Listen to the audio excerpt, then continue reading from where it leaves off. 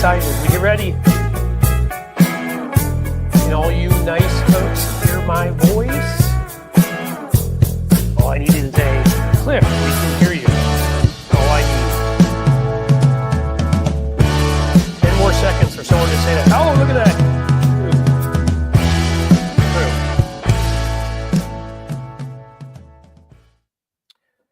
And we are back from the Queen City, Radio City. How are you doing, folks? Thank you for being here. Great show.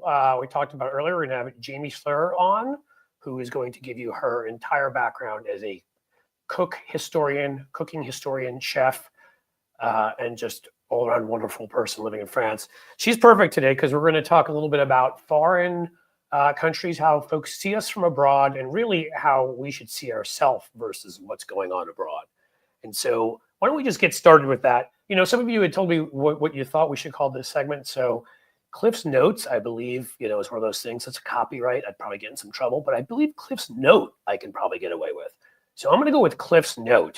Is everybody good with that? You liking that? I see some thumbs up. Yeah, thumbs up. I see some thumbs up. Everybody looks good.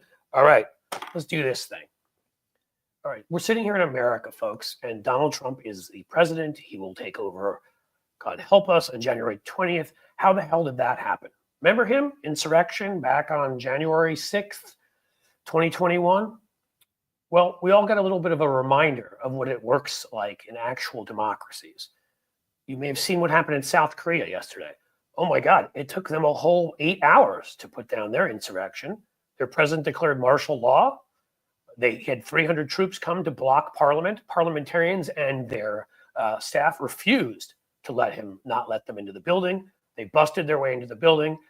190 of them were present out of 300, and 190-0, and I believe that crossed parties, voted to end his martial law and say, essentially, you're full of crap and you have no right to do this.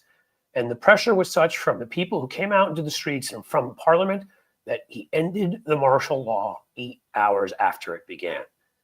8 hours later. You know what else happened 20 hours ago? A little bit, same time period? Yeah, I'll mispronounce the first name, but he's a schmuck, so I don't really care. Jair Bolsonaro. Remember him? Very, very Trumpian from Brazil. I mean, almost like he went to Trump University, spent the money and never got a degree, and Trump ran off with it. I digress. But you know what? Bolsonaro was every bit the thug that Trump was, the authoritarian. He lost a freely held election, and then he engaged in a coup with numerous folks that he had plotted it with. This all came out. Now, did this all come out like 3 years later? Was this a process 2 years later? No. You see, there, within 6 months, he had to stand before a judiciary that banned him from running for office for at least 8 years until 2030. And 20 hours ago, he and 36 of his compatriots were indeed indicted. We're now talking in November. How this perfectly lines up with what Merrick Garland didn't do, it'll offend you even more. So this process this coup attempt happened in January of 2023. We're sitting here in November right now, less than 2 years later, boom, he ends up getting indicted to the point where he will not be able to run for office in the future. And there are many of his co-conspirators that will shock you from the Christian right. There's a Catholic priest, there's some pastors. It's your usual rogues gallery, your Kash Patels and Hegseths and whoever. Okay, well, you know what else? You know how this perfectly lines up? January of one year versus November of the next year? It was January of 2021 when that group of crazy people wearing sweatshirts like Camp Auschwitz busted through windows, wiped feces on the walls, and attacked our Capitol at the behest of Donald Trump, who'd been planning it at the Willard Hotel with numerous members of Congress who we know showed up, Marjorie Taylor Greene and Lauren Boebert and Mike Lee and others who show up in texts. And there's plenty of evidence they were there. That was January of 21. We're sitting here now in November of, we're in December technically, but okay, we that far of the next year, and oh right, Donald Trump's free and he's president again. Actually, let me back up for a second because I'm mixing up my timeline. Sorry, too quickly. It was January of 2021 where he committed the act. It was November of 2022. Sorry, guys, I lost 2 years in my brain there for a second. It was November of 2022 that Jack Smith was appointed. So in the same period of time, Brazil was able to actually indict Bolsonaro to prevent him from running again. It was the same period of time it took the ever so careful, ever so worried about political appearances, why we wouldn't want it to look political at all if one political party tried to overthrow our system. That's how long it took effing Merrick Garland to appoint somebody. And that is why we're in the situation we're in right now. That's why you should be furious at him. You should be furious at the DOJ. They abandoned us. They were appointed to a goddamn job. It was done in Brazil. It wasn't done here because Merrick Garland had this to do and that to do. It's amazing how many Russians who will never see the light of day in America off abroad somewhere were indicted. Amazing how many other people, low-level people, were indicted. But those members of Congress, where we have actual text, we have Mike Lee sitting there in on the fake electors scheme and Ron Johnson in on the fake electors scheme. What happened? Nothing. How is it that they can do this in Brazil, but Merrick Garland's team could not, for a year and a half, appoint somebody so that he could not bring a case against these people? As far as I know, he never even tried to bring a case against members of Congress. What is that? How are we? I mean, are you not embarrassed? Is this a democracy anymore? I mean, I can't wait till we have Jamie on so we can learn about what this looks like from abroad. South Korea can do it. Brazil can do it, but we can't. You got to sit there while Merrick Garland's, relaxing a little bit, taking it easy, wanting to look political, not wanting to speak out loud about anything going on, never giving us an update as to what the hell happened.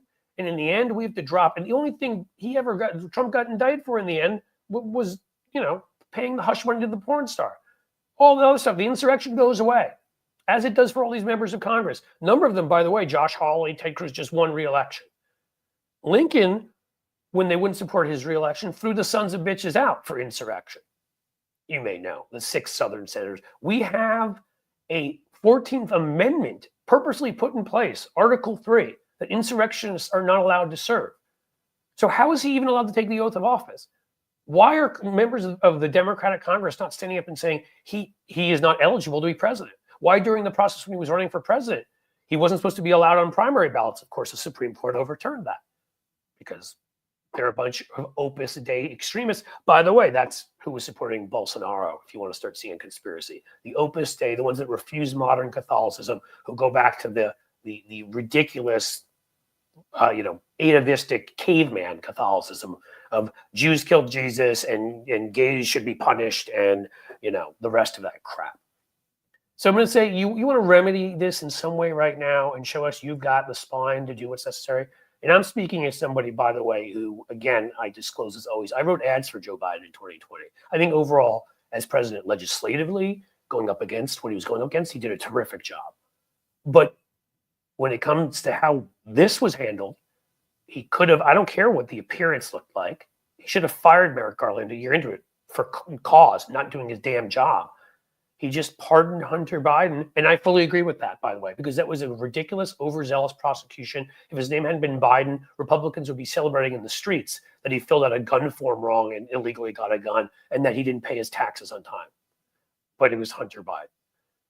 So what I'm saying is, you want to get this right now, here's how you get this right now. You stop listening to the norms, which don't exist anymore. You stop letting Republicans violate everything and say, you don't want to be improper and we don't want to look political.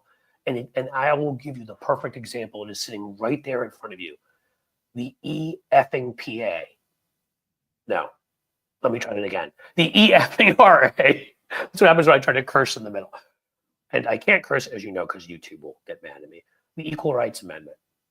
There's this BS opinion that Congress should have said, well, it has to be done in 7 years. That's not in the Constitution. Constitution says ERA, there's no timetable on it.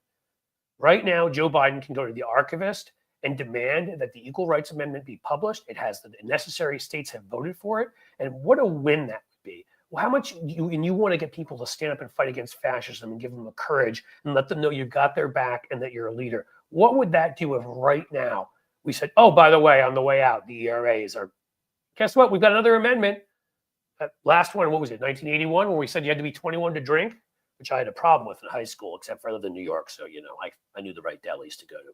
But I digress.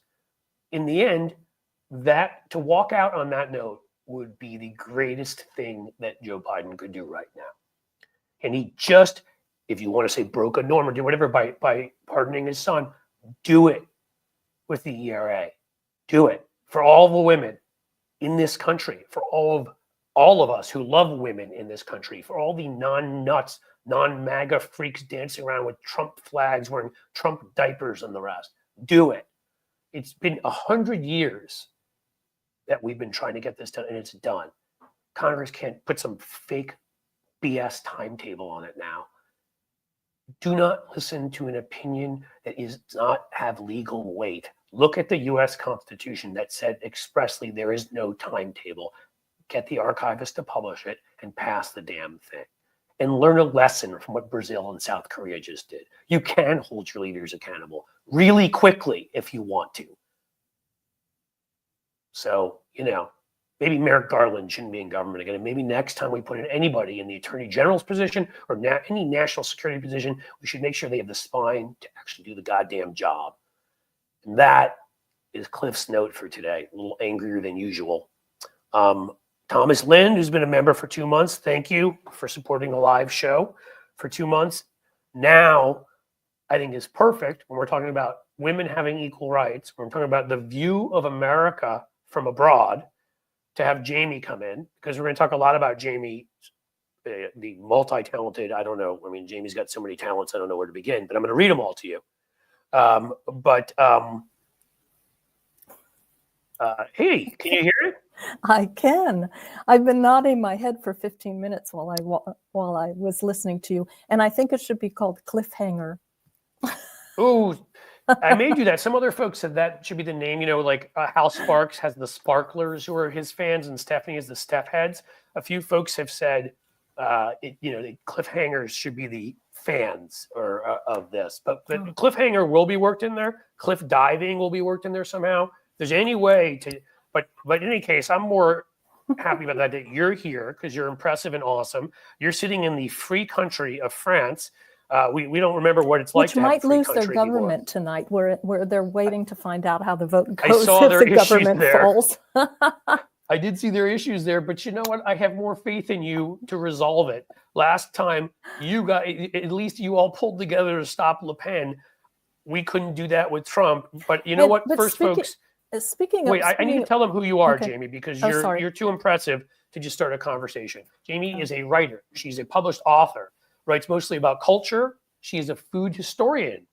And her authorship, authorism, whatever you want to call it, is of a cookbook, which I have a copy of. I got one of them, Jamie. Actually, you have a couple of them.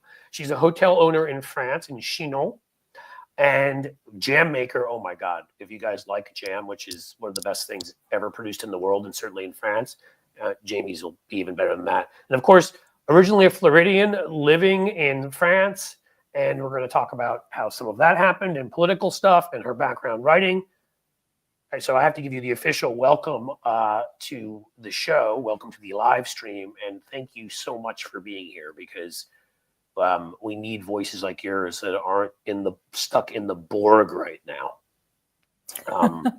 So go ahead. Thanks for having me. Thanks for having me. No, I was just You're going to awesome. add a little. I was just going to add a little thing that, in fact, Marine Le Pen is awaiting sentencing, I guess you would call it, for her misappropriation of funds as part of the European Union. So she might actually be barred from running for president in 2027. Wow, another country who's actually deciding to prosecute their fascists. Amazing. It's almost like democracies can do that. Well, not for being a fascist, but for like committing fraud, which is another thing that I mean, it's not, you're right, but the thing is about fascists is due to their nature and belief that they are impervious to any outside forces threatening them, and they can do whatever they would like to do. They always end up being criminals, whether it's financial impropriety, whether it's sexual assault, whether it's treason, and in Trump's case, all three. Then you know it's inevitable. So yes, she's not technically being prosecuted for being a fascist, but fascism is part of the mentality that led to everything else, as it did with Bolsonaro, and so I mean, true. It's just it kills me. It kills me when I saw this in South Korea. I mean, I was really happy for them and proud of them. They stood up and took their country back. I saw, obviously followed the Bolsonaro situation for a while now. I knew within 6 months they had the guy at least barred until 2030 from running, and then now indicted, he won't be able to do it all. But then there's us. And I'm sorry, there are people, and some of them I respect and like, who defend Merrick Garland in some of the spaces I'm in, and no reason has still ever made sense to me why it took till after the midterms, when this happened before Biden's inauguration, why it took whatever it was, that long, 1 year and 3/4, almost 2 years, just to appoint Jack Smith. I do have a friend that said to me, has the opinion that, I mean, part of it was he didn't want, to go down in the history books of being the first person to, indict or investigate a former president, which is completely ridiculous to me if that former president is a criminal. But she thought that maybe he was waiting, thinking Trump would just kind of fade away, disappear. Well, and never run for office again. That's what they said about Hitler after they let him out of prison early. True. He would just, no worries, he won't do it again. He's learned his lesson. I get what your friend is saying, and still it bothers me greatly that where you began there is where I am, which is he didn't want to go down in history. This wasn't about Merrick Garland, and Merrick Garland didn't seem to get that. It wasn't about what the appearance is. It was about preserving democracy. But as we talk about preserving democracy, let's talk about preserves, because that's a place to go. So why don't we go, first of all, well, how about, first of all, your view from over there, how you felt living in France and feel watching what's going on in America? Well, I have to kind of start with why I left the States. I mean, there were a lot of reasons. I had a bad run-in with the healthcare system, and various things like that. A lot of the different systems in the States and what the Republican administration was doing at that time. Which administration? Reagan, which kind of dates me, but there I am. I remember him too. So, I mean, basically when he was reelected by a pretty big percentage of the population. I said to myself, I mean, what I noticed was that his propaganda worked on a certain percentage of, on a too great a percentage of the American population. So even back in the 80s, I noticed that he was doing one thing with his policies and saying something else with his propaganda on TV, the nice grandfather, old grandpa, nice and kind words. And the population bought it. And that's what drove me away. Not so much that he was reelected and he would continue these horrible policies that hurt Americans, but that people believed his propaganda despite living his bad policies.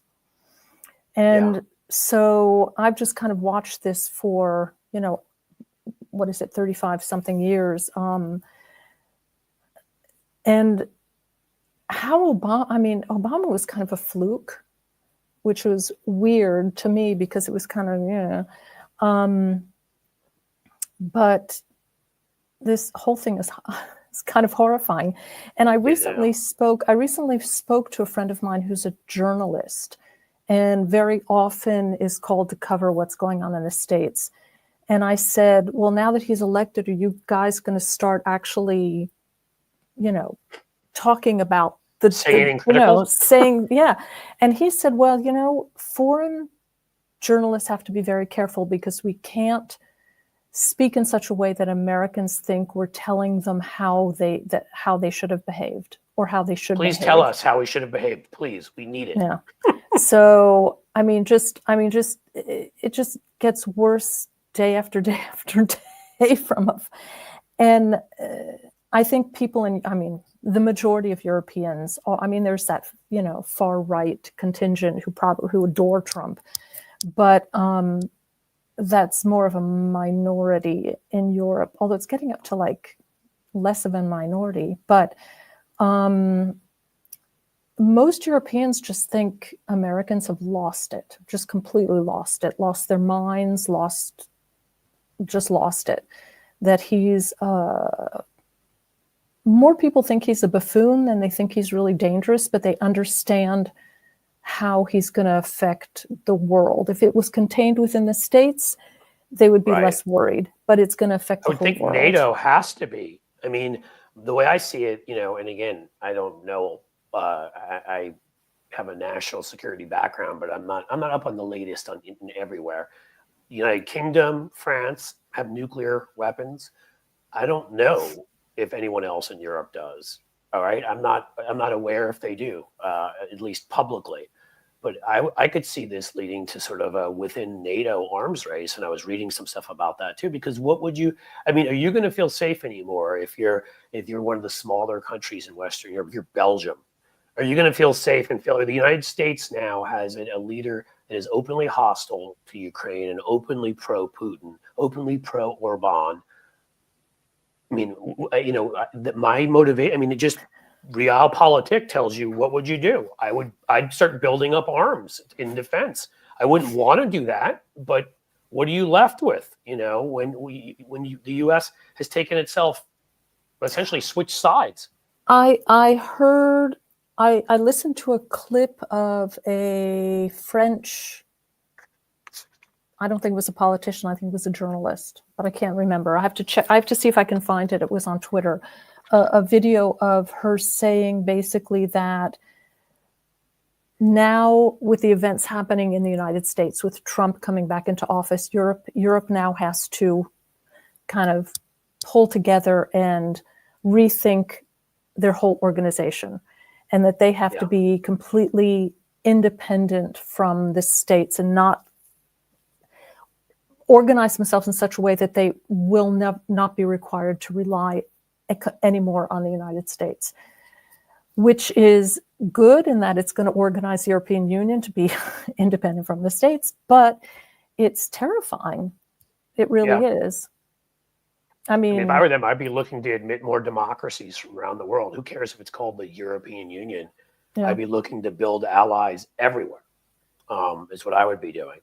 But, in any case, I just want to know your view from over there, because I know you still have family here, and you were a Floridian. I'm sure you must be proud of your home state, the way I'm proud of my state here of Ohio and what we've done politically. But I don't even know what to say about that. So why don't we talk about other and happier things? What are you working on? What food you making? What good jam you're making? There have to be some folks in here that understand how delicious French food is in general, and the beauty of being able to sit down with a baguette and jam and just have that be. I could have that forever if it were me. Well, when you live here, you try and avoid it. But yeah, try and avoid too much of it. Well, I don't know, also walk everywhere there. We don't. Go ahead. Oh, yeah, especially me. But yeah, I mean, as I have no idea how I wrote a cookbook while I was running a hotel. But I did my first cookbook, and now I'm working on my Substack. And the thing is that with the hotel work the way it is, it's a 24/7 job. We cook less and less for ourselves, but because of my Substack, I cook and bake because I have to develop and test recipes for my Substack. So that's basically the cooking and baking that I do now these days. Interesting. Right. Well, it's interesting because I'm forcing myself to discover new recipes because I'm searching out,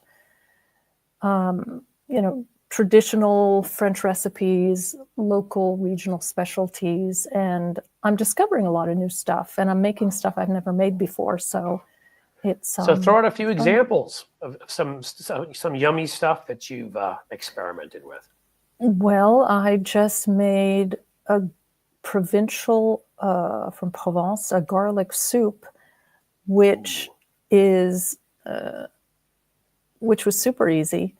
And doing my research, because I do the history of the dishes as well, and I discovered centuries of medical textbooks discussing garlic and the benefits of garlic, and which was fascinating, right. The most fascinating part about it.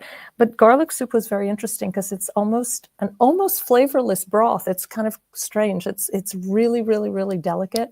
But when you eat it with the croutons and a little bit of cheese, it's like one of the best things I've ever eaten in my life. So it is. I mean, that's my whole point of doing what I do. It's proving that the most simplest things, that French cuisine is incredibly simple and basic, but it's really wildly delicious.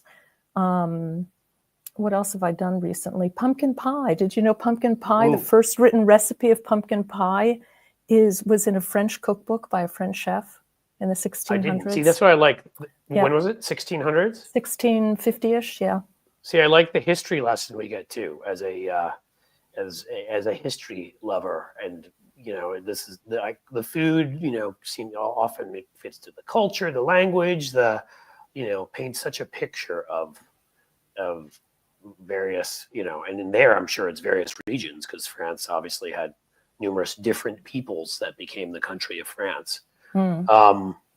So you do this you do the history, you make some of this delicious stuff. Are you still making any more of those jams you were showing in your closet? Or I am making jams. This morning I cooked a jam, an autumn jam, pumpkin, pear, persimmon with orange. Oh my God. And it's jarred, waiting for labels. And I'm moving into, I've arrived to pumpkin season because I make pumpkin jams in various flavors. And then I'm moving right into citrus. It's winter. So I'm doing all my marmalades. I do a whole bunch of different marmalades. So if I wanted to get those, let's say, sent to me, can I do that? Only as a very, very, very good personal friend, but certainly not as a I would client. Pay. No, meaning the majority of the jam I make is for the hotel breakfasts, because it's a very long tradition. We're the fourth owners of the hotel, and it's the first owner of the hotel in the 60s started the tradition of the owner makes the jam served at breakfast, and I kind of skim off a certain number of jars to sell at the hotel, but they kind of like sell nonstop. some Well, I will constantly pay fighting for about. some of it because I have every confidence it will be worth whatever it costs. Especially once especially once we pass our 200% tariffs against you guys, and I end up having to pay $475 for a thing of jam from you. Then, but it'll be worth it, I think. You know, It will, I promise. that's what I like. Is we were all, inflation's a terrible thing, so we obviously elected the guy that was talking about all of the stuff that would create the most inflation. It was kind of a cool move by us. We're smart people. It's terrible because I like to go back to Florida and I do shopping there. I go clothes shopping, I buy baking supplies, pots and pans and stuff like that. And I do it because it's so much cheaper than in Europe. Not Right. anymore. And you can walk around and deny climate change too, which is fun, obviously. Especially in Florida. I know, where there's literally zero evidence that's going on. So that's kind of... Well, I have to say, I grew up on the beach. We grew up like a 5-minute walk from the beach. And I grew up actually in Florida on a peninsula that starts at like Cape Canaveral, where my dad worked, down to Sebastian Inlet, Vero Beach. And so where I live, it was about a mile wide, and between the rivers and the Banana and Indian rivers and citrus and the ocean. And they always said when we were growing up, it's in 30 years, it would all be underwater. They're still waiting, but I mean, it'll happen. Those projections for the future, especially was it coral? That's the streets are made of in Miami. So when the water goes under, it goes up through the streets. I mean, high tide now, you're getting water going 2-3 blocks in, but no, it'll go away on its own. I mean, it's just amazing to me what people can deny to themselves, the denial they can be in if they want to fit their worldview. Well, when you live, when you live in a region like I do in France, and I'm sure there's Americans that live in regions like this where it's a big terroir, it's a big, food and wine. And so you're very, very close to, I can walk to grapevines where they, grow grapes for Chinon wines. And truffles, the guys who grow truffles, there's truffle farms. Well, for centuries, Périgord in the south of France was the black truffle capital.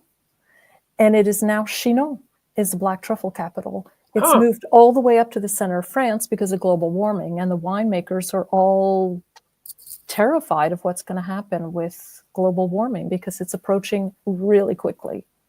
Right. That's why I put this up here, because I wanted to also agree with Cynthia here and just say, no offense to my friends in California, which easily is one of my favorite places in the United States. I love your state and what you stand for and the variety of amazing things in California. But French wine is something else, at least to me. I find the California wines to be a little more fruity. I don't know. I don't tend to like that as much. But I'm not a connoisseur, as one would say. So, maybe I just don't know what the hell I'm talking about. My favorite drink is tequila, so I should just go to Mexico and hang out there for a while. We'll probably be good to go. And they're freer than us now, too. Their Supreme Court made sure to completely legalize abortion rights there. Amazing. If you want to keep that comparison to us and foreign countries of who's headed in the right direction and who's headed to hell, that would be another one. Which, by the way, guys, to be clear, I have gallows humor. It's who I am. But, when I say all these things, I'm angry at this country right now. I'm embarrassed, but I ain't giving up. So don't think I'm saying any of this like, all right, obviously I do this for a reason.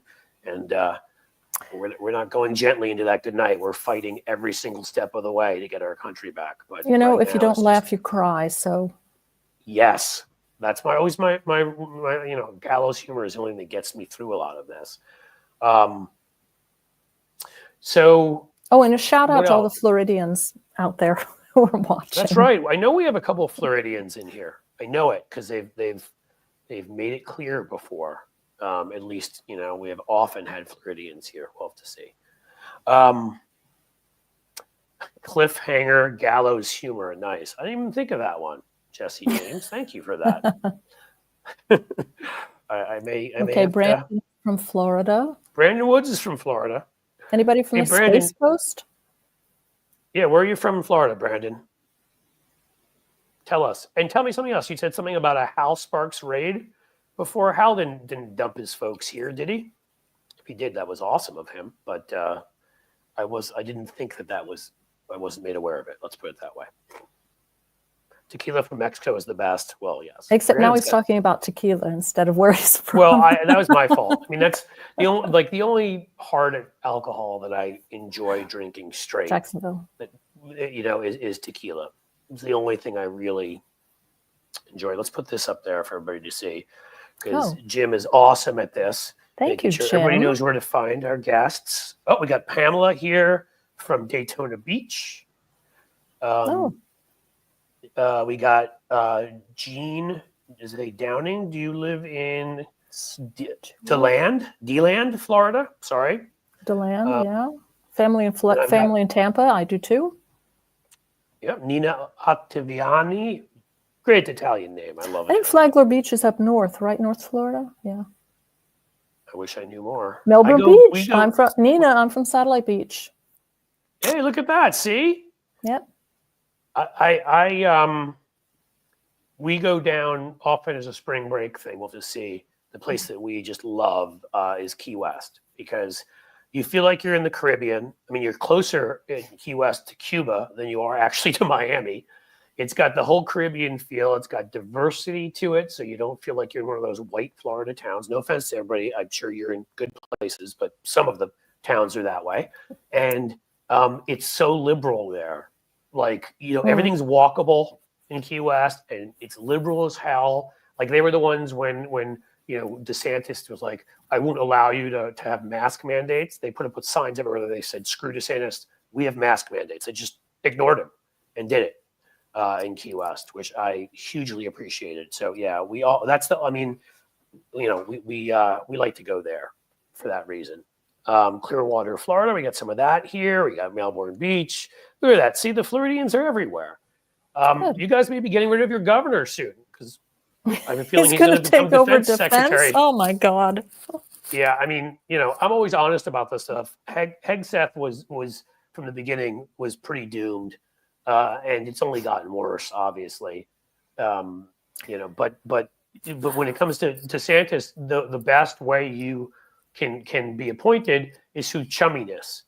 Now, granted, most people hate him because he's got the kind of personality he has, but if he's got some friends in there, he's got the right credentials and background, Yale guy and all of that, and has served, in enough positions. I'm sure I don't remember which committees he was on, but I'm going to guess if they're going to justify it, he was on Armed Services or Homeland Security or one of those committees when he was in the House, and he's run a major state, one of the 4 or 5 biggest states. So obviously, maybe the 3rd biggest state now, right? I think Florida's past New York. So in terms of population, so I think they can justify. Yeah, I think he can. So I hate to say it, but I don't think we're stopping him in the way we're not stopping Rubio. I guess they're just clearing Florida out. There's a congressman from Florida, Pam Bondi too. Oh my Lord, okay, that's right. My God, they're clearing the entire state out. Wait, maybe what is Marco Rubio going to do? He'll be Secretary of State. My theory with Marco Rubio is Trump just looked at him and was like, he's darker than I am. I bet he can go talk to all those people that look different. That was my theory on why he made Nikki Haley, who had no foreign policy experience at the time, the ambassador to the UN. Because he's like, oh, well, she's Indian. She'll be able to get along with everybody. They're fine. I mean, I do think Trump's thinking is very much, I'm joking, but I'm not joking. I think his thinking is so on that level of like 3rd grade or so. Average American, reading levels on like 6th grade level. And he's a few below on that too. So. First of all, I want to say, yes, I did go to Satellite High. Yes. Go Scorps. So. Oh, go Scorps. All right. Go Scorps. Yeah. Scorpions. But I have to say something. I had a lot of problems putting my sons through they did preschool, elementary school in Italy, actually, in the Italian school system. Then we came back and they went to France and they finished elementary school, junior high, high school in the French system. And as an American, I had a lot of problems with it for a lot of reasons. But I remember when my son was in 10th grade in a public high school in France, and I thought, man, this work in particularly his French literature class, which is like taking English in high school in the States. I thought it was really crazy hard. So I called my sister-in-law, who was a 10th grade English teacher in the States, same thing, language and literature. And I told her his curriculum. I told her what they were doing, what they were required to do in his 10th grade French class. And I said, seems awfully hard to me. What do you teach? And I said, what do you think about it? And she said, that's college level in the United States, what he's doing in 10th grade in France. So I was like, okay. Yeah, you're upset about it, except for he's getting a good education. So they're getting a very good education. And then he went to 6 years of architecture school, an excellent school, and it cost us 300 euros a year. That's why you moved there. Because while that seemingly kindly older gentleman, Reagan, was offering platitudes while his policies were destroying much of the United States and the world and really sending us on an economic course. I always point this out.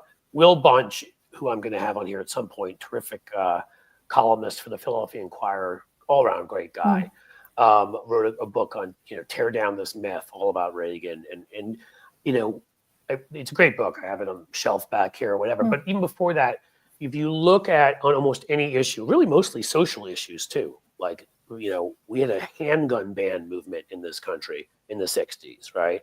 Whatever. But if you look on almost every issue, particularly economics, we go on this chart where we trail with in the right direction, with Europe, with most of the countries in Western Europe.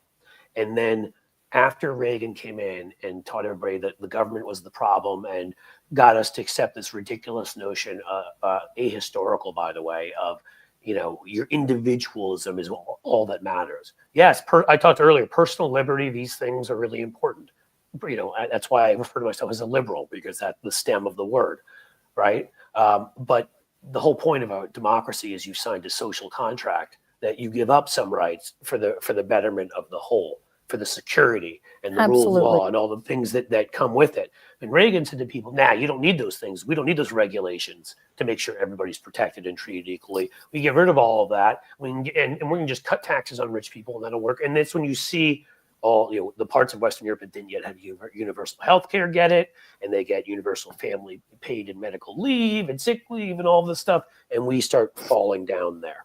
Their unions get strengthened, ours get broken apart. And we have this Supreme Court create what Warren Burger called, who was a Nixon appointee, the biggest hoax ever perpetrated on the American public, which was the NRA's argument that there was an individual right to a gun, which anybody can just go back and read any writings from the Times besides the Second Amendment, well-regulated militia, but read other writings and see that there's no individual right.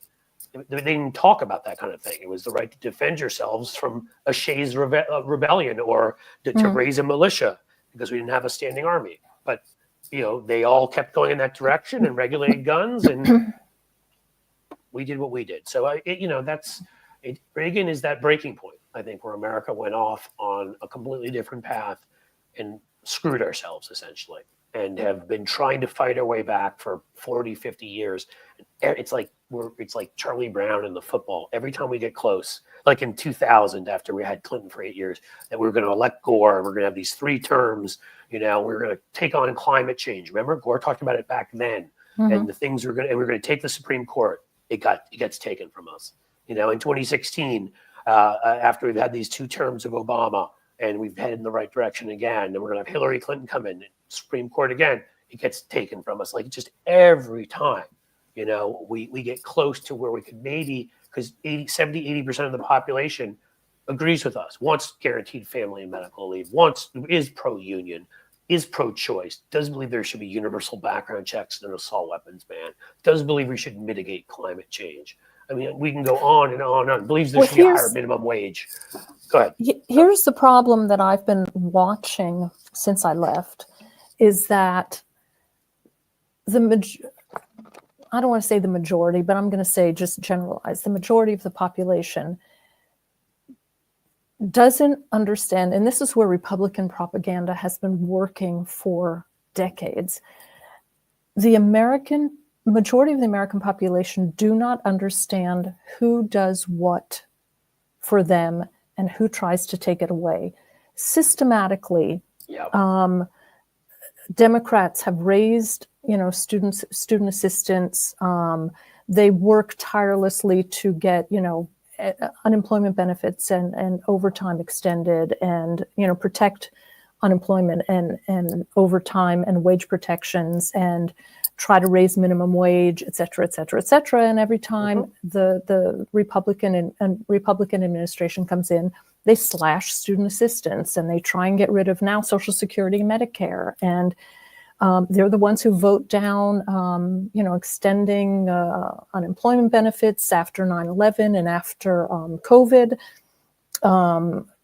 They knocked down. They got rid of the child tax everything. credit. I mean, do you remember? I don't mean to catch you up, but like that literally had lowered poverty by some insane amount. I want to say 40, 50% or whatever. Yeah. And then they just got rid of it. Right. So that's the problem, is that the Democrats are doing all these things. The Democrats aren't perfect. You want to say, okay, so they're not perfect, but politics is politics. And they're in a country where the majority of Americans are not progressive, but the majority of Americans also don't understand what things mean. They don't understand who's doing what for them, and who's doing the opposite, who's taking it away. And I think that's the biggest problem, is trying to educate them on that and make them believe it. I mean, I agree with everything you said, except for, I honestly believe, and obviously this depends on your definition of it, but certainly I believe on economic issues that I do believe the majority of this country is progressive. I think if you ask about family and medical leave, if you ask about a higher minimum wage and union protections and having a guaranteed pension versus having your money thrown in some 401k in a roulette wheel in the stock market and all these things, they tend to support all that in vast numbers. I think socially, because of the Christian elements among us and others, we're a little more conservative, but even there, I mean, I know the gun issue better than others because I worked on it for so long. I mean,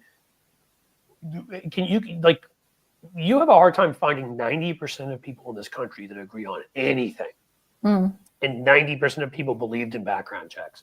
But as you said, the propaganda and disinformation, I can't tell you how many people I knew that were either sort of consider themselves moderate Republicans or whatever, who their people live in cities, they don't have guns. And they'd be like, we already have those, don't we? We've got background checks. I'm like, no, we don't. There are 20 or so states do. I think it's 20 something now require it. But no, we don't have a national system that requires background checks. Like, they just didn't know.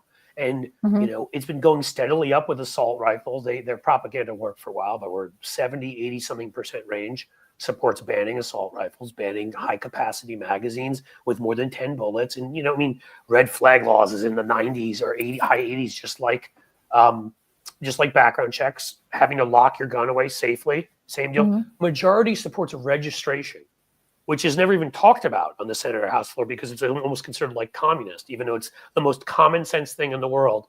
Like, we register, cars, and you'll get a majority behind that, and licensing. But we literally are in this place where a wealthy and theocratic minority have found every lever of our democracy, from gerrymandering to having the benefits of the Constitution giving cow states 2 senators, to the Electoral College and everything else, to just squeeze every last drop out of their minority and make sure they still are able to win.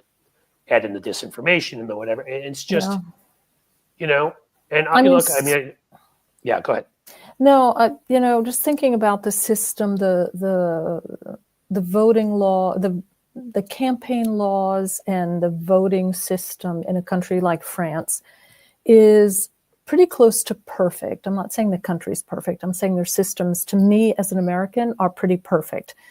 And I think probably most European countries, though I've not looked into it, have similar kind of rules.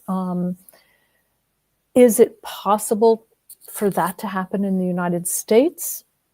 That's the thing. Is the United States too big of a country for these things to work? I mean, there's a voting station here. There's a law that you have to have a voting station per 800 to maximum 1,000 citizens in your city. So there's X number of, in a town of 8,000 that I live in, there's got to be, 10 voting stations. So you don't wait in line. They're paper votes. The votes are, people drop in the names of who they want to vote for. It's public in the sense that someone, shouts at, you tell them your name, you give them your ID. They say the name of the person out loud, so there are witnesses. The person opens the box, you drop your thing in, they close it, and they say voted, and the vote is checked in public. And by, 8 o'clock at night, the votes are counted because there's maximum 1,000 pieces of paper in your box. Right. That sounds exactly like the way you dream it up if you wanted to have a system. Right. Campaigns are by law 100 days. You can't campaign before. I mean, people get up, and then press, media, radio, newspaper, television have to give exactly equal amount of space to every candidate.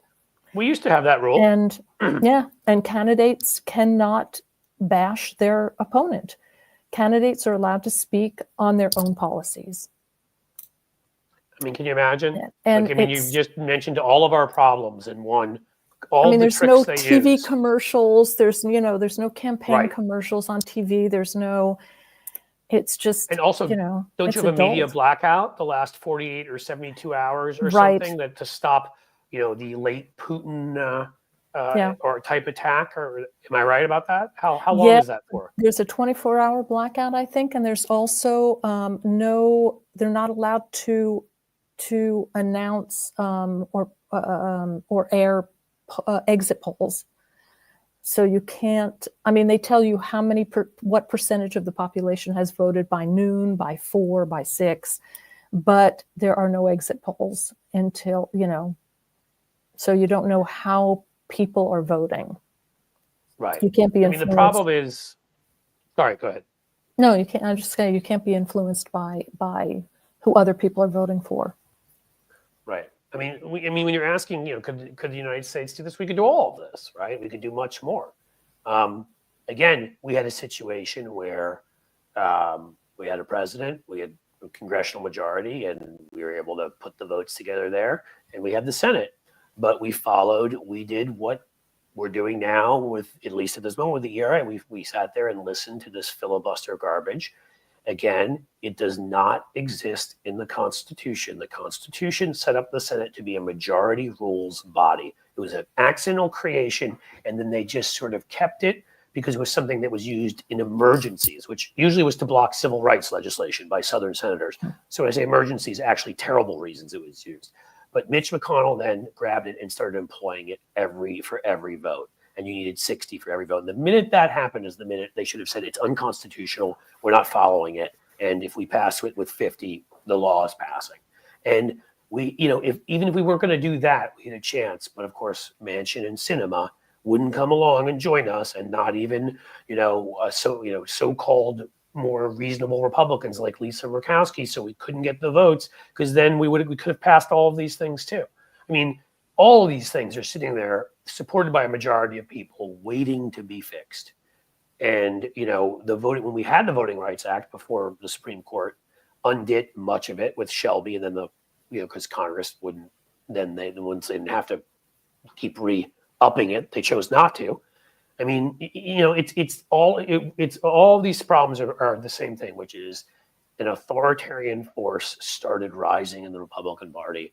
Everybody can date it to different times. To me, it's when they replaced this sort of mild-mannered, moderate House leader, Bob Michel from Illinois, with his circus clown, Newt Gingrich, who is sort of an early form of Trump, of just performance and attack and, all this sort of stuff. And one party no longer cared about policy anymore. They cared more about enriching people, hurting people, protecting their own, and who cares about the other. And that's been the story, because again, everything you're saying that France does is common sense stuff that we would do here if we either could get rid of the filibuster or could have 60 votes, and had the popular vote count in presidential elections. Right. right. If that happened too, then Trump wouldn't be here right now, even with his small popular vote majority. And again, even when you count his popular vote majority, it's important to note, that first of all, we should always, the fact that we're not sitting there and going to each of these states and hand counting some of the votes is ridiculous, because it doesn't matter if you believe there was fraud or not. That should be practiced after every one of them. We should feel confident 100% that the right vote. So there's that. But just the fact that there were bomb threats called in by the Russians. How many people got off of line, didn't have time to get back online because they had their second job or whatever else they were doing, in votes that were lost to us? And then I will say, how many Americans do we think in states, Ohio, Georgia,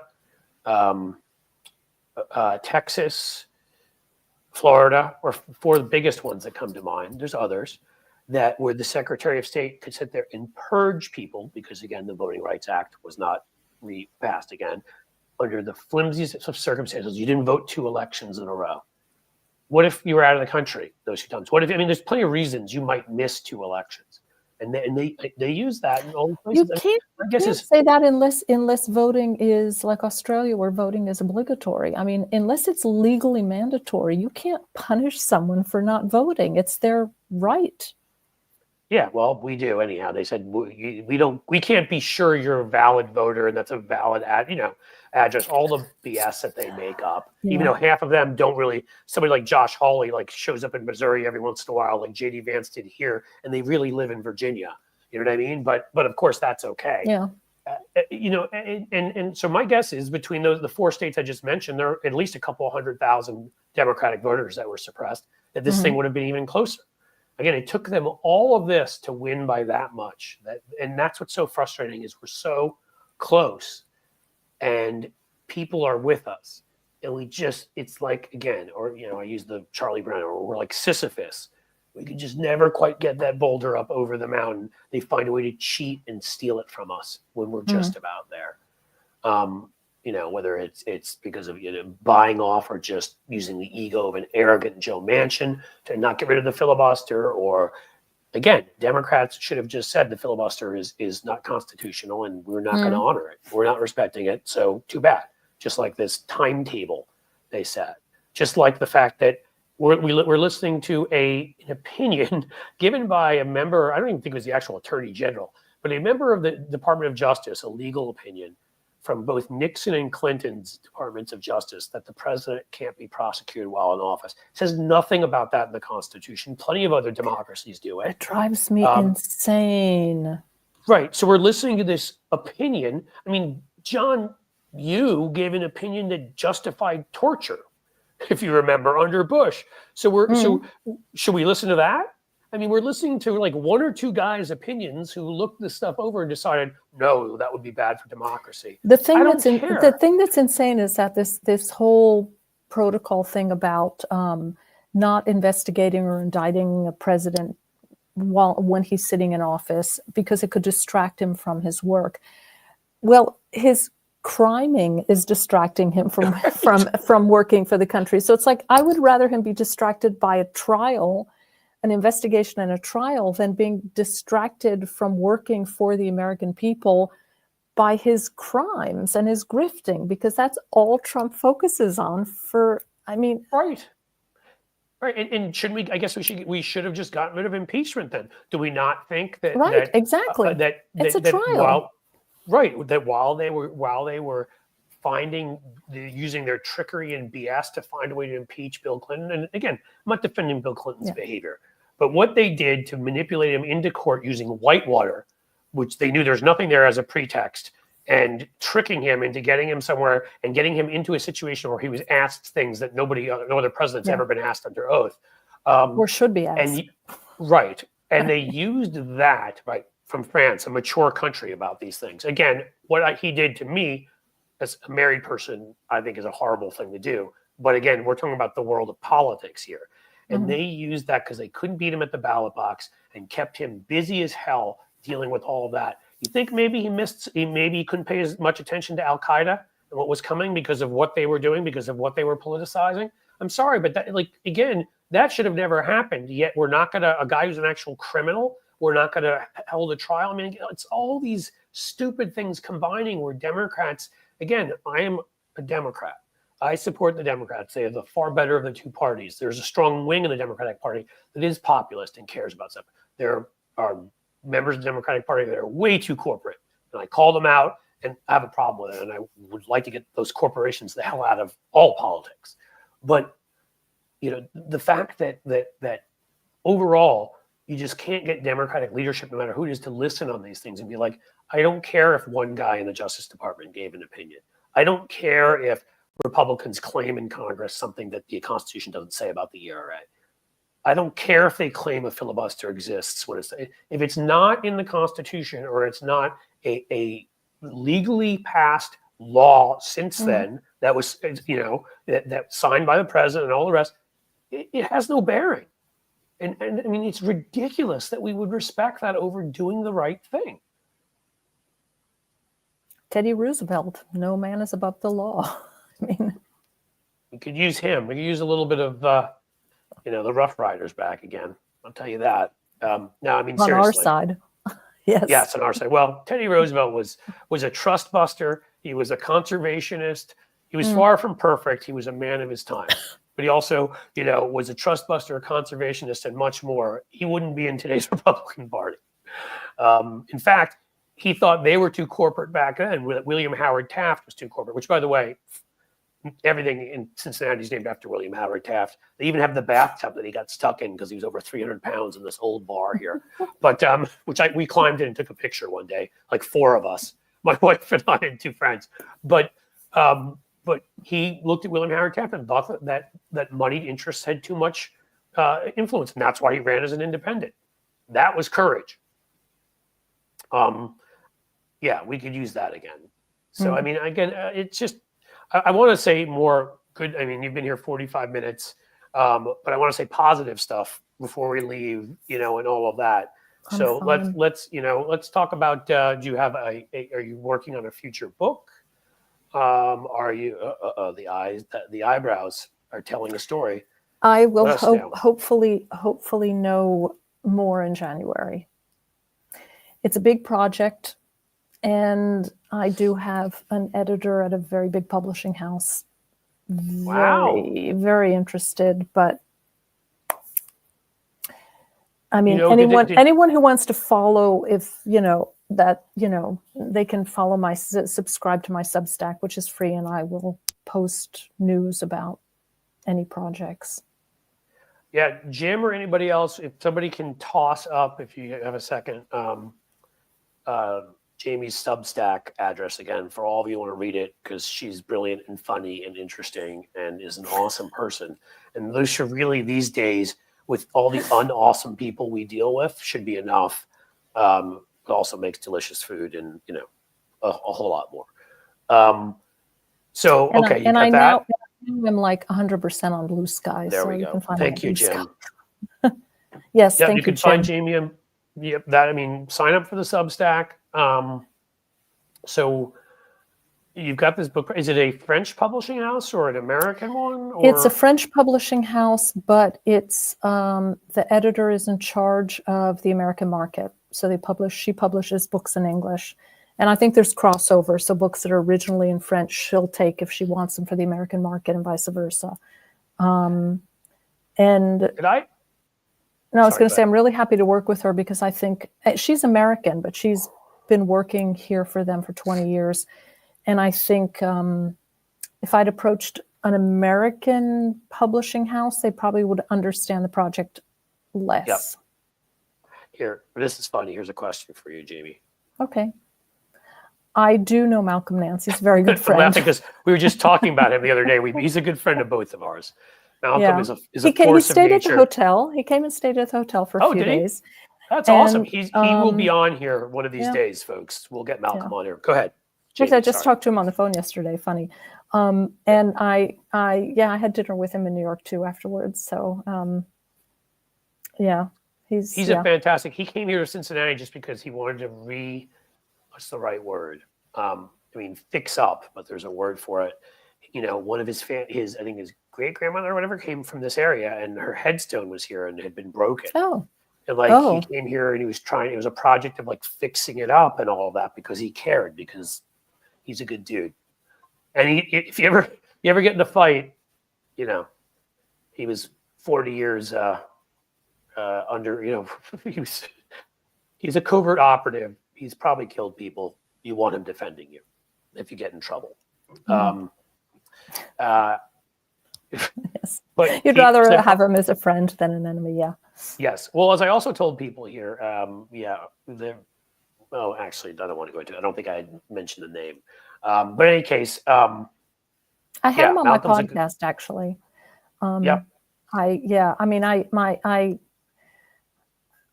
had a podcast called Stir Crazy, and it was a lot of fun. And I had like 5 episodes come out, and then my producer went AWOL, and I eventually found a partner and a new producer, and we have, I think, 10 or 12 episodes taped. And then the election happened, and it affected my partner. So we're still trying to roll out the podcast again. But Malcolm was my very first.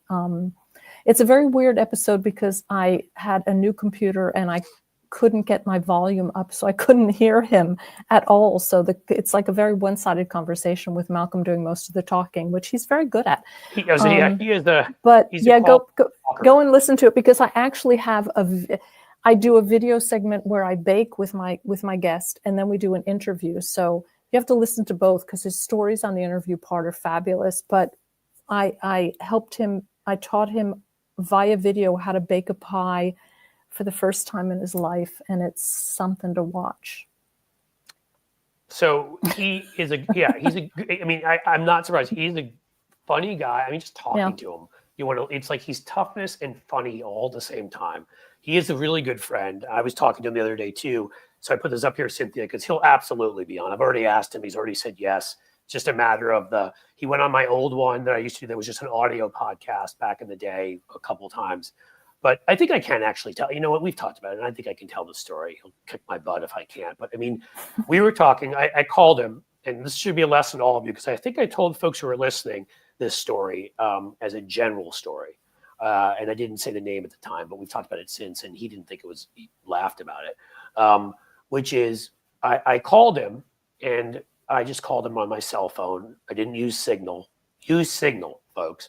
And he turned out he was in Egypt having dinner with some friends. I was like, "Oh, I'm sorry to bother you, blah, blah, blah." And he's like, "No." He's like, "I'm eating, but I can sit here and text with you while, so we were texting while he's eating dinner in Egypt.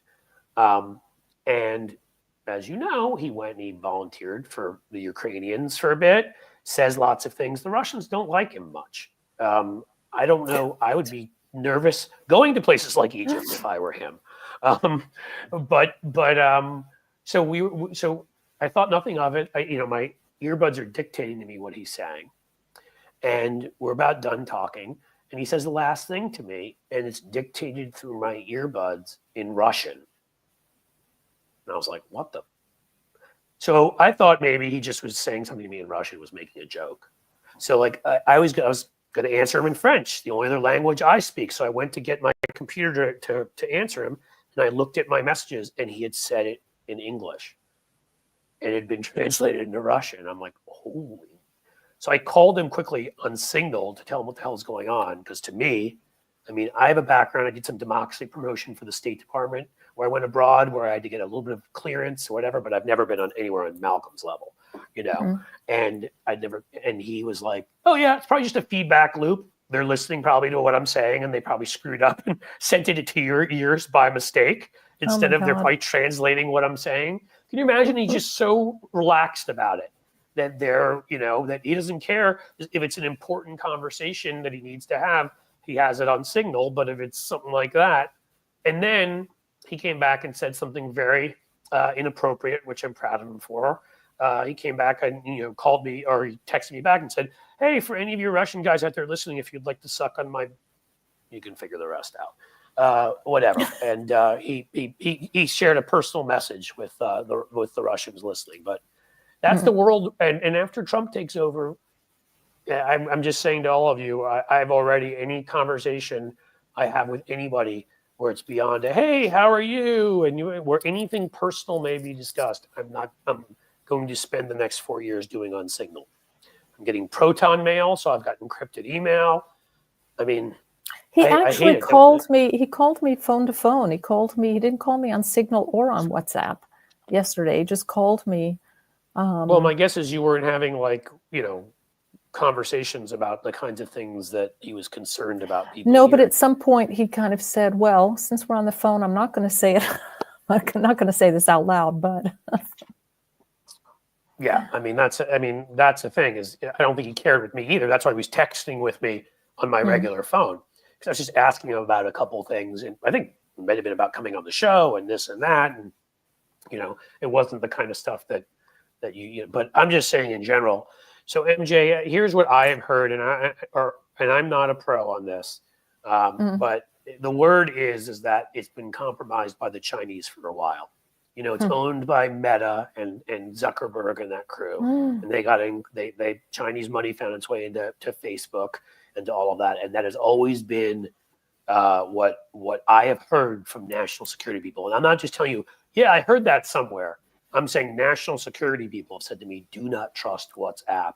And I've got a bunch of them because, again, I went to graduate school and this stuff and have a background in security policy. So I have all these friends, some of whom couldn't tell me what they did, who went into various, intelligence organizations and stuff like that. So when they tell me these things, I take them seriously.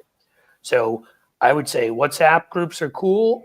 Don't share anything on there. Think to yourself, which I was always taught when I became a political consultant. Don't say anything in an email that you won't now picture on the front page of the New York Times and be okay with.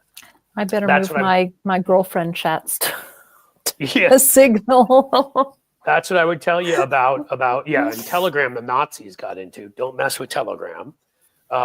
So to me, the Signal is the only one so far that it seems like has been hack free, and that there's no known cases that somebody has. It's the safest one right now. So that's what I would say to everybody. In any case, there was my Malcolm Nance story, but it's just funny that you were asked if you knew him. Yeah, I do want to. Somebody mentioned pie crust there. Oh, good. Get in there. Sorry. No. It's past the thing, but no, we'll find it. You should actually follow my friend Kate McDermott, who's the pie lady. What is your secret pie crust? Is this the one? But yeah, but what I do is I used a regular pie crust for savory things like quiche, but for almost all of my sweet pies and tarts, I use a cookie crust. I have a great recipe. If you find me, Chanda, are you on Blue Sky? If you're on Blue Sky, if you tag me on Blue Sky, kind of come and poke me and say, can you post your pie crust recipe? I'll post the recipe for my cookie crust. It's always perfect, easy to make, and I'll post it on Blue Sky. It's in my e-cookbook. I have a free e-cookbook on Apple Books, but I'm not sure what the quality now is for Apple Books, but it's called Isolation Baking on Apple Books, and both of my pie crust recipes are in there. But I think that's the one I got. Isolation. I think that was the one I was looking at. It's an ebook. It's an ebook. Yeah. It's only online. Yeah. I did that during. I recommend it. Everybody, COVID. you should. I don't have a lot of time to read anything because my problem is I have to read so much for my work every day. It's so overwhelming that this is one of the pleasures that's been taken away from me, that I don't enjoy reading at night the way I used to. A book, anything. I'm so tired of reading things. So I found in great streaming shows, one of the few amazing things to come out of America the last 10 or 20 years, streaming Breaking Bad and Better Call Saul and Ozark and, things like that, and the funny stuff too, like Schitt's Creek and. Amy, nobody in your family likes pie? Oh my God, that's sad. Just make them and eat them all yourself. Oh my, pie is the best. Let me put this in here too. Best. There was something else I was going to say. What was I going to say now? Can't remember. I'm sorry. I wanted to make sure you saw this one because you'd been asked another question about Yeah. your No, I never pie cook crust. with lard. I'm Jewish, and it's not that I don't eat bacon and stuff like that, but I just don't have the habit of cooking with lard, so I never do.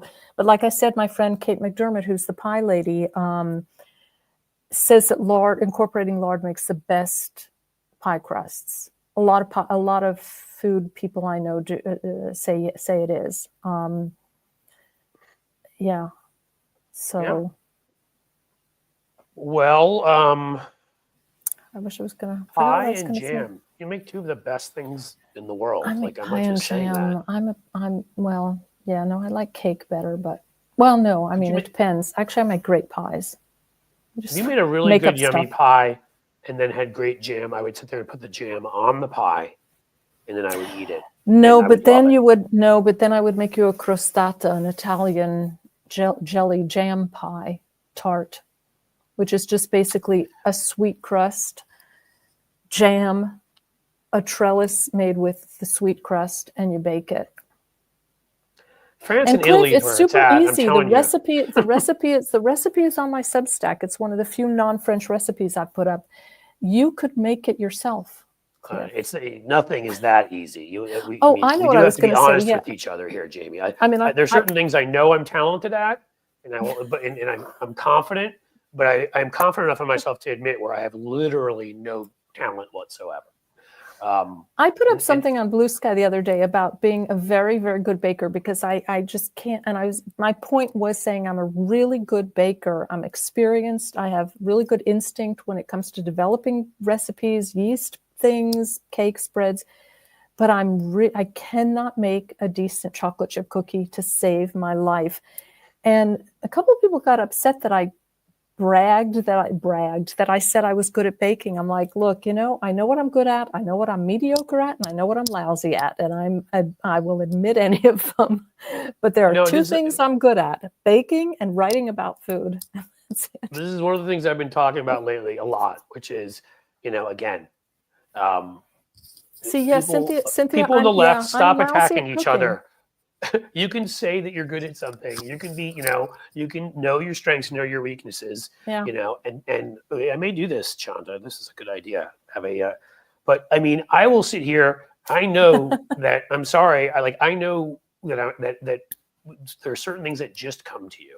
When I sit down to write or come up with a political message or an advertising line, whatever, it literally just comes to me. I could sit there and stare at a periodic table for years and try to figure out how to do basic chemistry, and I would fail. So I am just as open about what I suck at.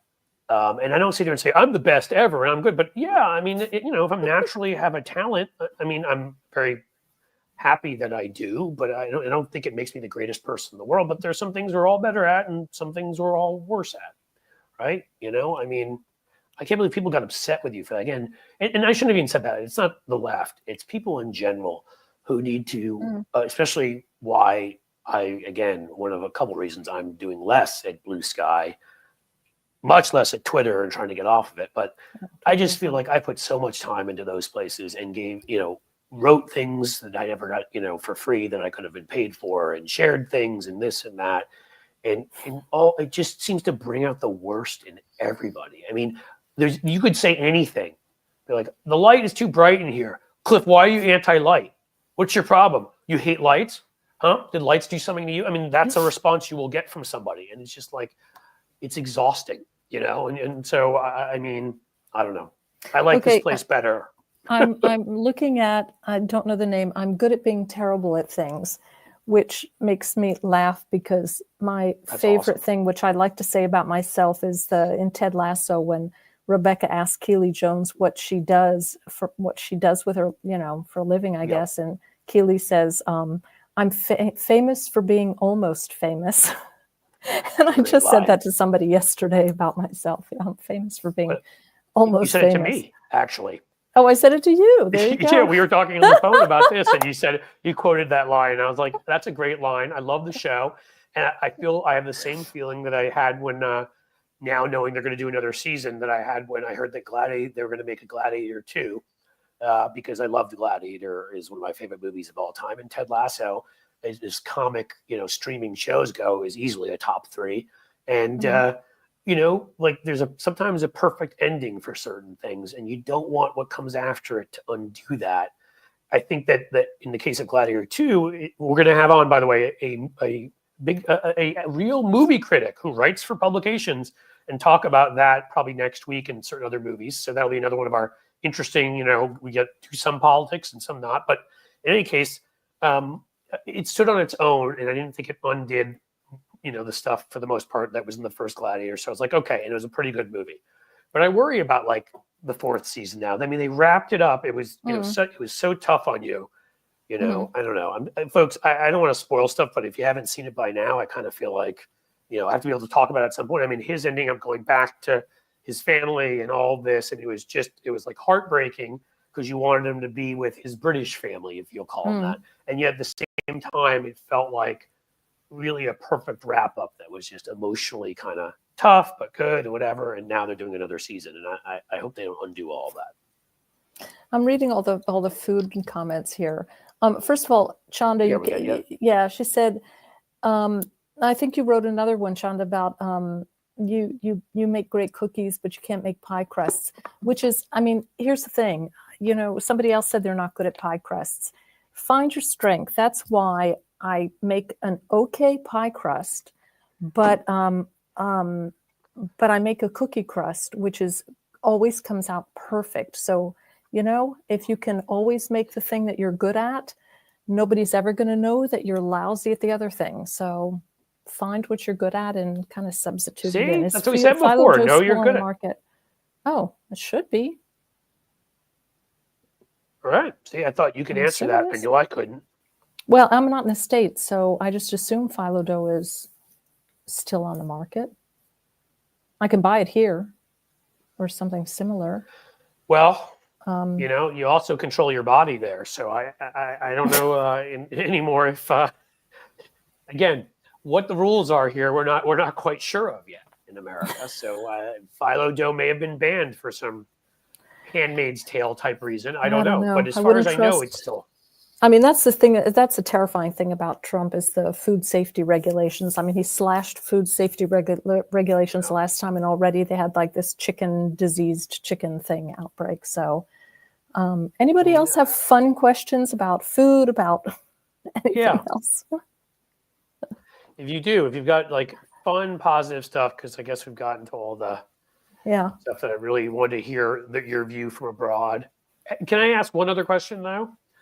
From your view over there, as somebody who, as you said, moved here in the 80s, and high time was the late 70s, of course, for the ERA and activism, whatever. What hearing that again? How does that make you feel? Furious. I cannot believe the ERA has never passed. I cannot believe that Americans will not elect a woman president.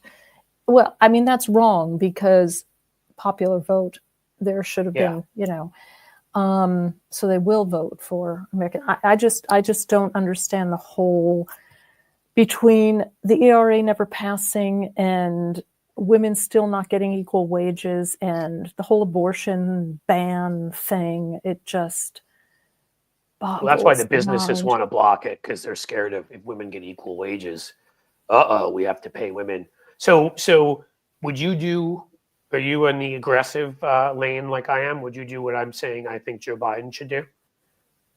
Which is for an amendment to be put into our Constitution. All that has to happen when a congressional vote, when the vote has happened, when enough states, have supported it at that point, or the requisite number of senators and congressmen, all you need to do is have the archivist publish it, and it gets added to the Constitution. And all Joe Biden and all the Democratic leaders have to do is go say, publish it. It's done. It's been passed. And whatever I think there's a hell of a lot of things Joe Biden should be doing between now and January. Whatever your silly timetable thing is you came up with, that doesn't exist in the Constitution. So that's what I would do. Are you with me on that? That he should step forward and just be like, no, we're doing this? Yeah. Good. I'm glad. You didn't have to be. I just was asking because, I like to know where people are. But I mean, I've had it. Yes. Anything you can do. Let them try to stop you. The Apple book, go to Apple. If you're on an Apple or Mac platform, go to Apple Books and find Isolation Baking by Jamie Schlur. You should find it and be able to download it. Here's a question for you. Yeah. What's the Mexican food scene like in France?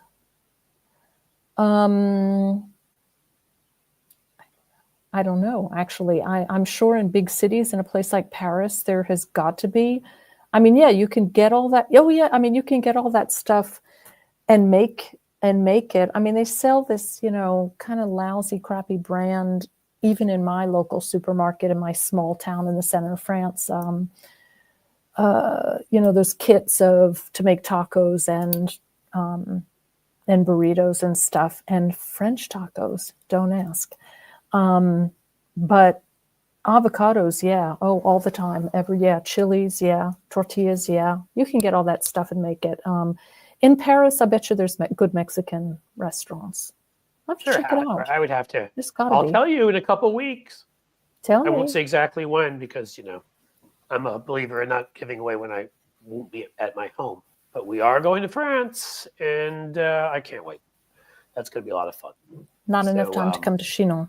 Next time. Well, we don't know yet. We don't know. I'm lobbying. I'm lobbying the family. I mean, again, as I said, France and Italy are my two happy places. Good food, good wine, the culture. People are excited, happy. I could do fine spending the rest of my life between France and Italy. I really could. Well, I'm planning on leaving France, actually. I need someplace new. So it's a decision between. Italy is a fantastic place to live.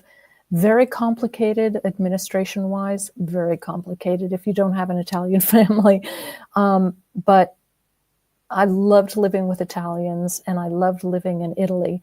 But I want to live in Belgium now. So I think we're moving to Belgium in the next. Is it a love for mannequin piss or is it, I'm kidding. Do you know not the weather, but yeah. Yeah.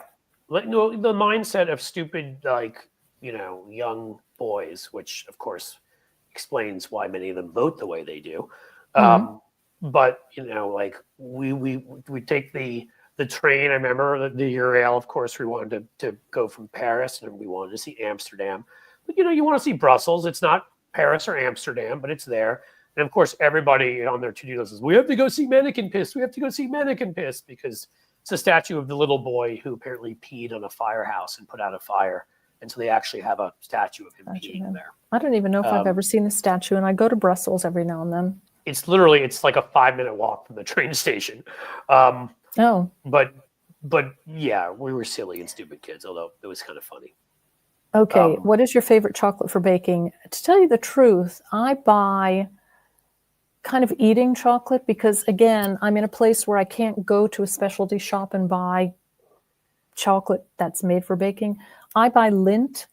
I buy 70% doux, which is, I don't know how it's translated into English, but it's they sell 70% and then they sell 70% doux, which means soft or sweet or mild, so it doesn't have that bitter edge.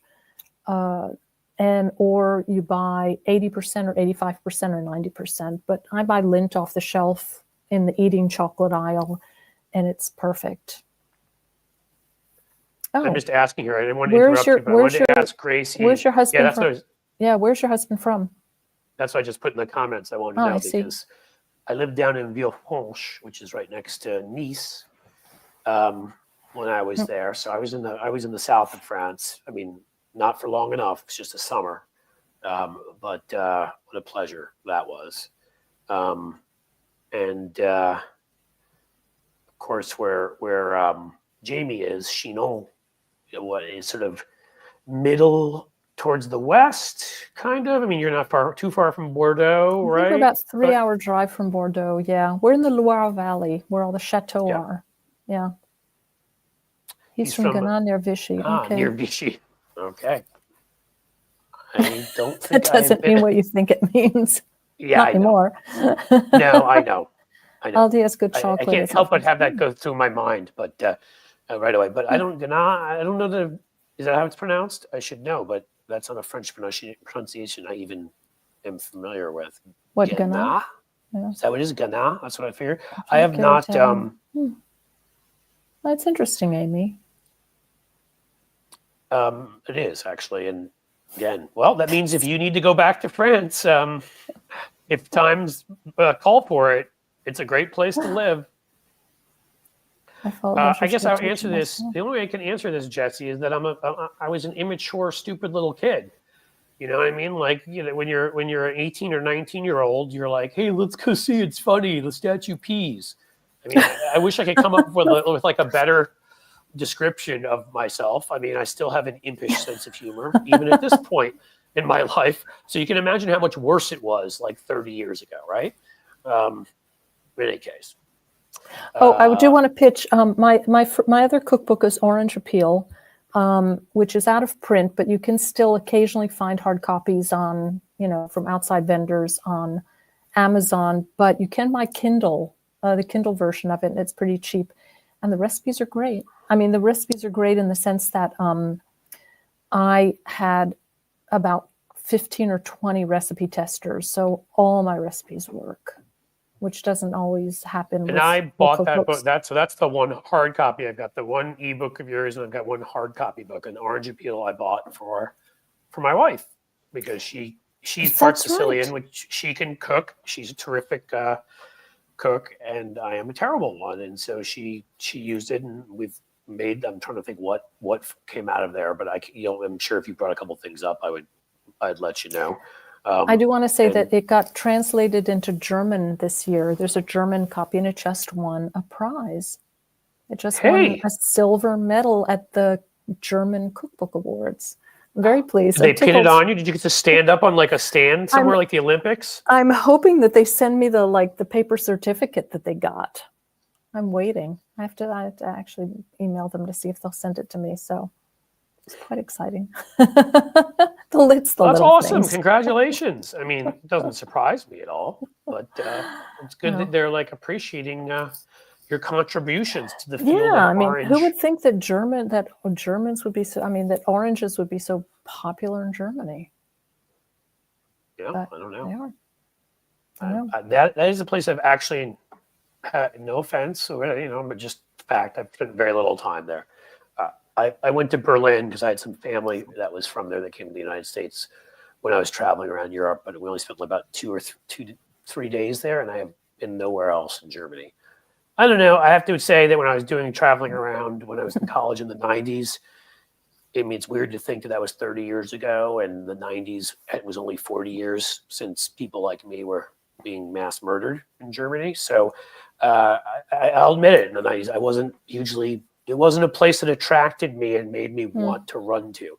It's not to say that I wouldn't go there. It's to say I hold anything against anybody who was not alive then, because I do not. I don't blame anybody who wasn't around. It just was, you get feelings about places, and you can only go to so many places, and so you're making a list, and that just didn't end up being high on the list, But I'd love to go. My wife's been to Munich and says wonderful things about what a fun city it is, and so I'm hoping at some point to go. My son lived in one more time. My son lived in Munich for 3 years and loved it. You like it? Yeah, he loved it. Cool city. I didn't visit, and I'm sorry I didn't visit before he left. Yeah. That's what I've heard. Well, I think we're going to wrap things up. What I usually do is I just stay after for about 5 or 10 minutes, and I am heading towards the point where I will run out of time, so that I can just answer any questions for folks here and talk to them. But on the way out the door, anything else that we should tell folks, Jamie, besides how cool you are? I get very embarrassed, but when people say that, but I'll take it. But take it. So listen, you've heard about her books. You know where to find. We put up the Substack a few times. We can put it up again. We put up, if we got her Blue Sky, let's put that up. I will say that like I said, I've moved from Twitter. I still have my account, but I don't go there really anymore. I'm on Blue Sky. If you have any questions for me, or, have any questions about cooking or baking, if I can answer them, whatever. Just say hi. I try and answer everybody who sends me, who comments or whatever. I try and answer everybody. So feel free. It's the fun of it. I mean, again, I like community. Me too. That's why I do this. Like, I want to answer. I don't get to them all. I can't possibly, but I want to answer Grace. people's questions and respond. And, what do we see? We have somebody say? Really, really. I'm just thinking. Yep. Well, I'm really glad, because that's sort of what I'm going to ask you guys about that. And I assume that this would be the answer, because, again, this is my vision of what I want my channel to become. Politics is an incredibly important part of my life. It's been my career, and I'm going to fight with till the end. Let's hope it doesn't. I don't have to, but I want to do stuff like this. I want to have Jamie on the way we had when John Fugelsang was on. I just want to say this quickly, Jamie. When I had John on yesterday, we went into his career as a comedian and coming up and his background in religion. I want these to be three-dimensional. I don't want to just talk about politics. I want to bring people on like you, like John. We've got another great guest tomorrow. If you guys know Mystery Science Theater, Bill Corbett, famously one of the voices of Mystery Science Theater 3000, 3K, and also Riff Rax now. And he's, an actor, wrote a movie that Eddie Murphy was in, and all around terrific liberal guy is going to be on. He'll be funny and interesting. And that's the thing, is we're going to talk a little bit about his background in entertainment, as well as his political beliefs that align with ours, because I think there's room to talk about politics. And then also, like, Jamie is a blood, a human filled with, actual blood, and not a robot. She's not Elon Musk. So beyond the politics stuff, well, I'm saying you're not a robot. So beyond the politics stuff, I want to talk. I want to actually get like people's, I want people to tell you who they are.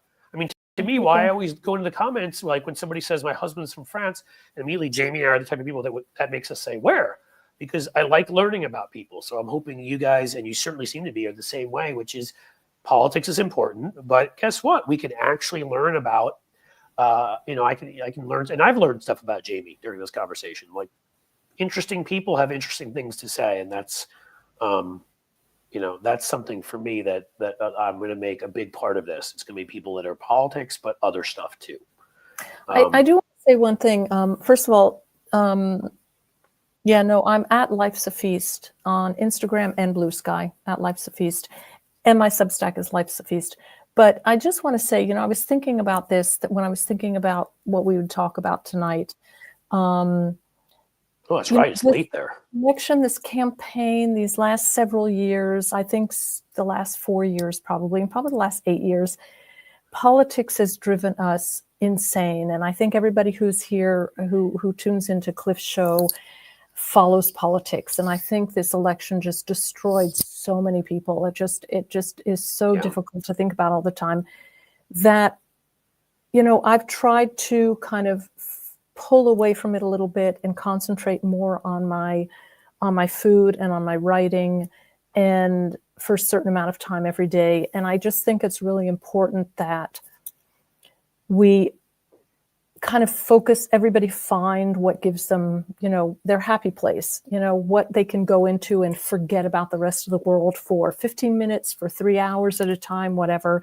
And just really concentrate on that thing, whether it's, food writing or knitting or, watching movies or whatever it is. And talk about it a lot more with each other on social media or wherever we communicate with each other, and just like start talking about other stuff, because we all need that mental break, especially if we are going to continue to fight this, everything that's happening in the States. We need to really, have periods every day where we're just taking that, we're someplace else mentally, psychologically, physically.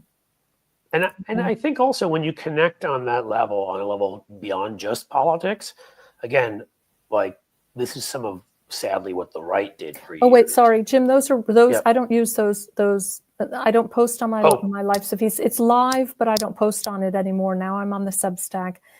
And I have a different JamieSchler.com. Well, I think works. This one's good. I have a bento account bento.me/Jamie Schler, something like that, which is my portfolio, which is all my published work too, and links to my podcast episodes and stuff.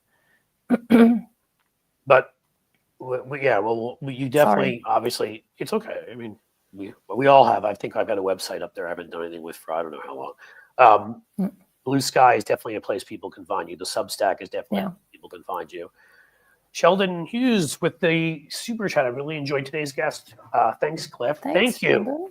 Sort of haven't even asked anybody, you know, I've reminded you guys, super chats and super stickers and new members. That's ways that I'm able to keep doing this. So if anybody wants to do that, please do. They're much appreciated and helpful. And I'll talk to you all. We'll just see if we have a couple more questions. But I think at this point, it's been a fantastic conversation with Jamie. You even beat out yesterday's reigning champion, Fugelsang, who went for about an hour and 5 or hour and 10 minutes. I think you've been here an hour and 25 minutes. I love talking. You're just a good person. And I don't just say that. That is true. You want to know, you want to meet people. You want to know their story. I do. I think that's fantastic. I do. So I love, I hate people. I'm a misanthrope, but I love people too. So, and that's what I say too. I hate bad people. I'm a sociopath when it comes to bad people in bad faith who do bad things to other people. I have literally no sympathy for at all. But good people are the best. So, and I've discovered the most important thing that I've discovered through social media and everything I've done with social media, you know, on group Zooms and stuff, is that, you know, there's all those people on social media, but when you get to know them one by one, they're all, I mean, I've met some of the most fascinating people who I would never think just by seeing them pass by on social media that they had all, you know, really fascinating people who do fascinating stuff. Hey, we met each other, and theoretically we do semi-fascinating things, right? And we met on social media. I mean, that's a classic example. Yeah. And had enough to say. Well, listen, Jamie, thank you so much for being here. Thank you for having me, Cliff. So are you. Oh, well, I'm glad. Thank you. And I mean, it's inevitable. You know, as long as the sun keeps rising in the morning, and we hope that happens. Again, nothing's sure in this world anymore. But as long as that happens, you will be back on this show. As long as you're interested in coming back within the next few months, because absolutely. Great. It was a pleasure talking to you, and I think folks really enjoyed it and want to be able to talk a little politics, but talk about some other stuff too. So, thank you, Cliff. I had a great time. I will be back whenever you want. And good night to everybody else. And thanks so much, Jamie. I'll talk to you soon. Okay. Bye. Well, wasn't that fun, guys? I had a blast. Jamie's really everything I said, but I said it about everybody because I really try to make the guests I have on here. I have a good people rule. I really want people that I genuinely really, really, really like. You know, I don't want to have people on here because they know a lot and whatever, but I'm secretly feeling like I don't really like this person. So, and I get to choose who comes on, and I'm telling you, they're going to be good people. You're gonna like them. As again, I think you like John. I think you like some of the past guests we've had on. So we're gonna keep doing that. So does anybody else just follow Jamie on Blue Sky? Barbara Binstein, cool. Find me there too, Barbara. I think you're following me there, Barbara. I'm not gonna, be there. I'll be on YouTube more. So I'd say please subscribe to the YouTube. Watch this. We can do this. Cliffs _edge. You guys have to realize I am now. I see Jim beat me to it. He's so much better than I am. You have to understand. I am now I want to say 1,400 away from 100,000, where they actually give you a human you can talk about marketing and decide that you're worth it for them because you might make them money. But their self-interest is my self-interest. So I may be able to really grow the channel, and then more revenue comes in. I can do more of these things. So everybody wins. And that's the plan. So please subscribe there. Again, I will say, please become a Patreon member, or see, Chandra is right in there. Just gifted a membership. Thank you so much. Any more before we go? Do I have to do my Jerry Maguire, my terrible impression? Come on. One more. Who's going to be? Who's going to be? Who's going with me? I don't know if I have the energy for it today. If anybody can toss in a super sticker or wants to join the club and become a member. Anyone? One more before I leave? Anyone? Come on. Somebody's got to do it. Okay, I'm gonna give it a little bit, but I'm gonna say to you in the meantime, today's episode was a pleasure to do. Last 2 days have been longer ones, so it's been, we've gotten some great conversations. Cliff, can you please label your rebroadcast shows? Yes, I'm gonna try to do that. I did that once or twice and then I forgot. I'm not obviously trying to trick anybody. There we go. Dr. Kev's gal, thank you. We got our member. Doesn't mean the rest of you can't also become members and give, super chats. Please do. But what you're saying, Barbara, I want people to know, I'm not trying to trick anybody. It's just a lot of people are not free this time of day. So, for example, when I replayed at 9, like I did last night, the one with John, I believe, got, another 1,200 or 1,500 or 2,000 people that weren't available during the day. And I always do it at 9 o'clock at night, and I always do it at 9 o'clock the next morning. Now holidays, I may even do it a few extra times. But stuff like that where I don't have as much content. But basically, I'm always going to rebroadcast at least twice. And I do that on purpose, again, because I want people to have a chance to see these. And so that is always the reason we're doing it. My hubby's a sommelier. If you need any recommendations, well, Grace, all right. I may need some recommendations. It's been a while for me since I've been there. So maybe share some good stuff. But I think that's it. I think we've had what I will call a quality time here. You guys are great. Thank you for being here. We don't have any other pressing questions or any other pressing super stickers. I think we've reached that point. Listen, guys, you're awesome. And Grace, I appreciate that. Do that the next live stream. That'll be great. I will be back tomorrow. Same bat time, same bat place. I'll be here at 2 p.m. Eastern. We'll have Bill Corbett. We'll probably have another long one because Bill is funny as hell. Again, Mystery Science Theater and all. If you haven't seen that stuff, he's hilarious. And we'll see what Bill has to say. But in the meantime, folks, it's been a pleasure. And as the sun sets slowly in the west, I bid you a fond farewell.